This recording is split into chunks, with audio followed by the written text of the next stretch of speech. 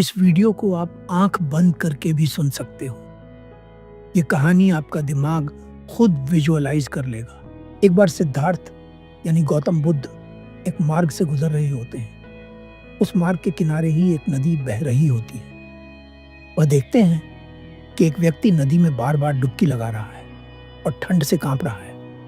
बुद्ध उस व्यक्ति को देखकर ठहर जाते हैं। वह व्यक्ति कुछ जाप कर रहा होता है। बुद्ध उसकी ओर बढ़ते हैं। उसी समय वह व्यक्ति डुबकी लगाकर नदी से बाहर आता है। जैसे ही वह बाहर आता है, उसका पैर एक मेंढक पर पड़ जाता है। वह व्यक्ति घबरा जाता है और कहता है, राम राम, ये तो मेंढक पर पैर पड़ गया। लगता है अब मुझे दोबारा 108 बार डुबकी लगानी पड़ेगी। यह कहकर वह व्यक्ति दोबारा नदी में जाता है और 108 बार डुबकी लगाने के लिए तैयार हो जाता है। ये देखकर बुद्ध मुस्कुराते हैं और उससे कहते हैं, बनते रुको। वह व्यक्ति ठिठक जाता है और कहता है, मुनिवर, मैं अभी 108 बार डुबकी लगाकर निकला ही था कि यह कमबख्त मेंढक मेरे पैर के नीचे आ गया। अब मुझे फिर से 108 बार डुबकी लगानी पड़ेगी। बुद्ध कहते हैं, तुम 108 बार डुबकी लगा लेना, परंतु क्या उससे पहले तुम मेरी एक बात सुन सकते हो? वह व्यक्ति कहता है, बोलिए मुनिवर, मैं आपकी बात अवश्य सुनूंगा। वह नदी से बाहर आता है और ठंड से कांपता रहता है। बुद्ध उसे अपना एक वस्त्र देते हैं और कहते हैं, इतनी सर्दी में तुम यह क्या कर रहे हो? वह व्यक्ति कहता है, मैं अपने पापों का प्रायश्चित कर रहा हूं। बुद्ध मुस्कुराते हैं और कहते हैं, यदि तुम्हें लगता है कि 108 बार डुबकी लगाने से तुम्हारा तप पूरा हो जाएगा, तो जब तुमने 108 बार डुबकी लगा ली थी तो फिर दोबारा क्यों जा रहे हो?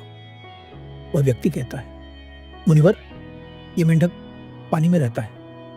बुद्ध हंसते हैं और कहते हैं, जब तुम मानते हो कि 108 बार डुबकी लगाने से तुम्हारा तप पूरा हो सकता है, तो यह मेंढक तो हर समय पानी में ही रहता है। उसने कितने तप पूरे कर लिए होंगे। फिर बुद्ध आगे कहते हैं, जब तुम यह मानते हो कि यह जल पवित्र है, तो यह मेंढक जो सदा जल में रहता है कितना पवित्र होगा। और तुम कहते हो कि इसका स्पर्श तुम्हें अपवित्र करता है। यह कैसे संभव हो सकता है?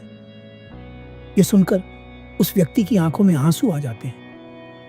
वह हाथ जोड़कर बुद्ध के चरणों में गिर पड़ता है और कहता है, इतनी छोटी सी बात मैंने कभी नहीं सोची थी।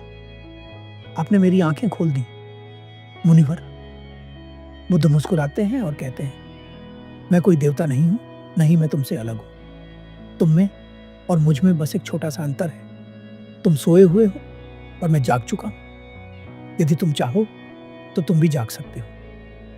हम भी अपने जीवन में इसी प्रकार की कई गलतियां करते हैं। हम स्वयं को ही कोसते रहते हैं और खुद को गलत साबित करते हैं। आशा है कि बुद्ध के जीवन की इस छोटी सी घटना से आपको एक बड़ी सीख मिली होगी। धन्यवाद।